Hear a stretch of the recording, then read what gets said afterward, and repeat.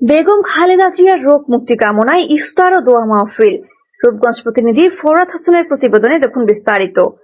20 March বৃহস্পতিবার মুড়াপাড়া সরকারি কলেজে মুড়াপাড়া ইউনিয়ন বিএনপি ও অঙ্গ সহযোগী সংগঠনের আয়োজনে আলোচনা সভা, দোয়া ও ইফতার মাহফিলের আয়োজন করা হয়।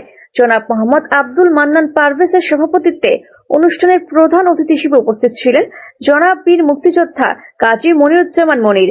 উপস্থিত ছিলেন নারায়ণগঞ্জ জেলা স্বেচ্ছাসেবক দলের আহ্বায়ক মাহবুব রহমান মাহবুব, রমজান আলী, দেলোয়ার হোসেন প্রধান সহ বিএনপির অঙ্গ ও সহযোগী সংগঠনের নেতৃবৃন্দ। সভায় BNP chairperson Begum Khaleda Zia, senior vice chairman Tarique Rahman সহ দলের শীর্ষ নেতাদের সুস্বাস্থ্য ও দীর্ঘায়ু কামনায় দোয়া করা হয়। পরে উপস্থিতদের মাঝে ইফতার সামগ্রী বিতরণ করা হয়।